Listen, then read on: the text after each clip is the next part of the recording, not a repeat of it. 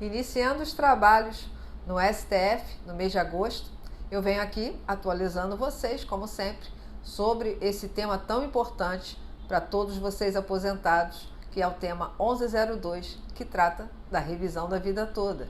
Como vocês já perceberam, a atuação de muitos advogados criminalistas se assemelham da atuação das ações contra a administração pública. Isso porque, em ambos os casos, não se pode perder de vista que o Estado, ao atuar como parte, via Ministério Público ou AGU, que é a Advocacia Geral da União, deve sempre receber o mesmíssimo tratamento jurídico dispensado aos particulares que figuram na outra ponta. Trata-se de uma decorrência natural do princípio da igualdade, que deve ser sempre levado em consideração pelos julgadores. E por que eu comecei o vídeo falando a respeito, gente? O que isso tem a ver com a revisão da vida toda? Tem muito a ver. E eu vou explicar de um jeito fácil e rápido, além de atualizar vocês sobre os trabalhos lá no STF após o recesso das férias. Como de praxe, enquanto roda a vinheta, deixe aqui o seu like, seu comentário, ative o sininho para que você seja avisado pelo YouTube quando chegar um vídeo novo aqui do canal Denise Reis, tá bom?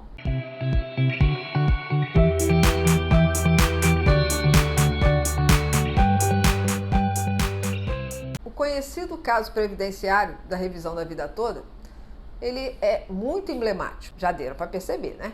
A discussão central é sobre a possibilidade dos segurados anteriores a 1994 optarem pela regra constante lá do artigo 29, inciso 1 e 2 da Lei 8.213 de 91. Ou se, uma vez enquadrados na regra de transição do artigo 3º da Lei 9.876 de 99, se submeterem obrigatoriamente a ela. Em outras palavras, gente, os segurados mais antigos podem ou não optar por uma aposentadoria que leve em consideração as contribuições da vida toda, quando essas contribuições lhe proporcionarem um benefício mais vantajoso. Gente, os princípios que regem o direito previdenciário fundamentam por si só o pedido do segurado. O princípio do melhor benefício, por exemplo, deveria afastar qualquer dúvida acerca do direito de opção pela regra geral dos incisos 1 e 2 do artigo 29 da Lei 8.213 de 91 que eu falei aqui. Quando se analisa o contexto em que foi editada a regra de transição da Lei 9.876 de 99, a gente chega à mesma conclusão, que ela foi elaborada, pensada, para melhorar os benefícios, não para prejudicar os aposentados vinculados ao INSS, que já contam com proventos bastante limitados, Até o início de 2024, o cenário era favorável aos menos favorecidos. Aí veio o Supremo Tribunal de Justiça, pacificou seu entendimento em julgamento de recurso repetitivo e o Supremo Tribunal Federal chancelou esse mesmo posicionamento sobre o rito da repercussão geral do tema 1102. Os segurados que há anos litigavam no Poder Judiciário estavam certos, de que seus direitos estariam preservados. Mas a apresentação de alguns números pela AGU trouxe relevantes alterações no quadro. A advocacia pública, mesmo sem embasamento nenhum, insiste que o impacto do julgamento favorável aos aposentados alcançaria quase 500 bilhões em desfavor do erário público. Chegou ao ponto de inserir essa conta na Lei de Diretrizes Orçamentárias de 2024. Um absurdo, Diante de um quadro tão alarmante, a Suprema Corte viu-se instada a revisitar um posicionamento consolidado há anos.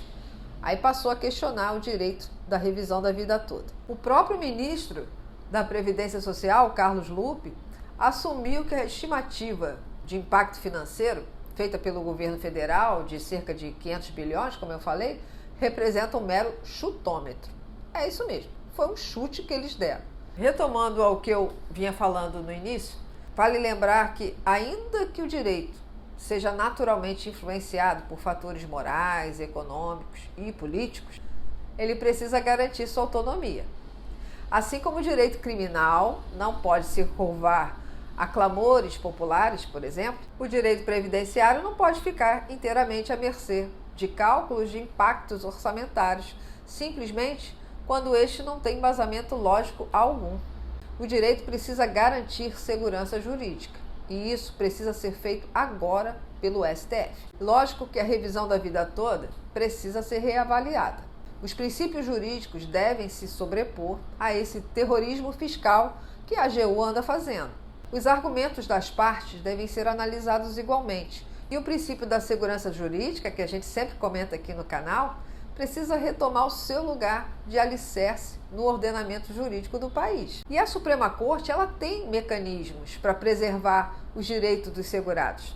Mas nesse cenário, os efeitos do posicionamento adotado recentemente pelo STF podem e devem ser modulados, de modo a garantir os direitos daqueles que propuseram suas demandas durante o período em que a jurisprudência garantia a revisão da vida toda, como provavelmente deve ser o seu caso. É uma solução que não tem nada de inédito aí. Foi recentemente adotada pela própria Suprema Corte, no julgamento dos embargos de declaração, num outro recurso ordinário, número 1072485. Eu vou até colocar aqui, caso vocês tenham alguma curiosidade e se inteirar no assunto. E nesse recurso que eu falei, o tribunal entendeu pela possibilidade de cobrança de contribuições previdenciárias das empresas sobre o terço das férias pagos aos trabalhadores, em contrariedade ao posicionamento da jurisprudência anterior. Aí, como houve uma relevante mudança de entendimento, os efeitos do novo posicionamento foram modulados, de modo que o pagamento passou a ser exigido apenas a partir de 2020. E tudo bem, ficou tudo legal. Foi uma vitória mesmo assim. Com isso, na apreciação dos embargos de declaração desse recurso, a preservação do princípio constitucional da segurança jurídica foi conquistada. É nessa postura conciliatória do STF que eu acredito piamente que deva prevalecer, também nas próximas discussões sobre a revisão da vida toda. A história da vida toda precisa ser recontada e precisamos nos sensibilizar para o fato de que o caso impacta 100 mil famílias que se sustentam com benefícios muito limitados da aposentadoria, próximos ao salário mínimo, ao passo que o montante em discussão nem de longe afeta os cofres públicos, de modo impactante como estão falando. A modulação de efeitos é uma questão de justiça, de segurança jurídica e de dignidade para aqueles que lutam há anos pelo reconhecimento dos seus direitos. E como é que a gente pode conseguir isso? Eu vou explicar. É que, paralelamente a isso, a essa briga processual, o governo ele tem atuado fortemente junto ao ministro Luiz Barroso, que é o presidente do STF, e o indicado de Lula para a corte, que é o ministro Cristiano Zanin. E utilizando de artifícios de desenterrar duas ADIs, as ações diretas de constitucionalidade, adormecida desde 99, tentar anular o processo da revisão da vida toda, que obteve vitória por 6-5 em votação em dezembro de 2022. E o seu acordo foi publicado em maio de 2023. O argumento utilizado para suprir o direito de apenas 102 mil aposentados, no universo de mais de 35 bilhões, é de que o impacto econômico aos cofres públicos seria de 480 bilhões de reais. Então, se isso fosse verdade, o presidente Lula teria toda a razão, já que o governo precisa manter a previdência sustentável. Mas o estudo encomendado pelo IEPREV, como eu falei no início, desmonta totalmente esses valores e comprovam cientificamente, diferentemente de como fez a AGU na apresentação dos seus cálculos faraônicos, que o impacto seria de 1,5, 3 bilhões no máximo, menos do que 1% dos números imaginados pelo governo. A questão, gente, é passar essa real informação, passar os cálculos corretos para que o governo entenda de uma vez por todas que essa revisão não terá um impacto destruidor nas contas públicas, como a AGU tenta convencer.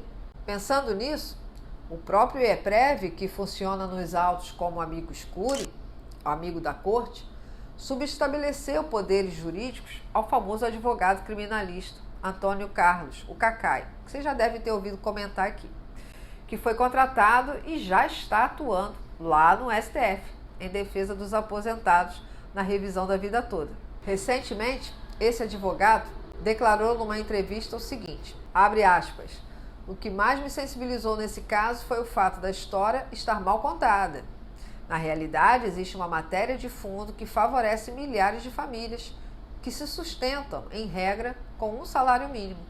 E o montante envolvido nem de longe afeta os cofres públicos de forma relevante. É uma questão de justiça o Supremo fazer uma modulação para garantir a dignidade dos envolvidos. Fecha aspas. Com isso, você aposentado, que está me assistindo agora, ganha um nome de peso para te dar a voz que antes você não tinha lá no STF. Porque além de demonstrar ao Supremo que ele trabalha com números falaciosos, o advogado Kaká, ele deverá reafirmar que a revisão da vida toda já teve seu mérito julgado e que este, ao ser anulado, vai provocar uma imperdoável injustiça contra um grupo de idosos em condições de vulnerabilidade. E o advogado Kaká também deverá demonstrar ao STF a enorme insegurança jurídica que a anulação de uma sentença com um acórdão já publicado deverá gerar. Isso vai ser tarefa fácil para ele, gente, porque ele tem um ótimo relacionamento com os ministros do STF e pode impetrar o melhor tipo de embargos para esse caso da revisão da vida toda, que eu chamo de brincadeira de embargos auriculares, que são aqueles embargos discutidos lá no ouvidinho dos juízes ou dos ministros, no pé do ouvido mesmo. Esse não tem para ninguém. Acesso aos ministros, esse advogado tem. Kaká é famoso por suas habilidades em lidar com casos complexos e de grande repercussão, como é o caso da revisão da vida toda. Ele é um exemplo de como a advocacia pode ser uma verdadeira arte de buscar justiça. Porque uma defesa criminal, como eu iniciei comentando aqui no vídeo, é fundamental para garantir os direitos previstos na Constituição Federal, como o direito ao contraditório e a ampla defesa. E isso ele sabe fazer com maestria. Acreditem. Agosto teremos a retomada dessa discussão no STF e eu volto aqui para atualizar vocês, além de outras dicas jurídicas sobre seu benefício previdenciário. Deixe o seu like se você gostou desse vídeo, seu comentário aqui embaixo e ative o sininho para o YouTube te avisar quando chegar um vídeo novo aqui no canal Denise Reis. Informações, gente, para vocês aposentados é tudo. Continue com a gente aqui, compartilhe esses vídeos. Até breve.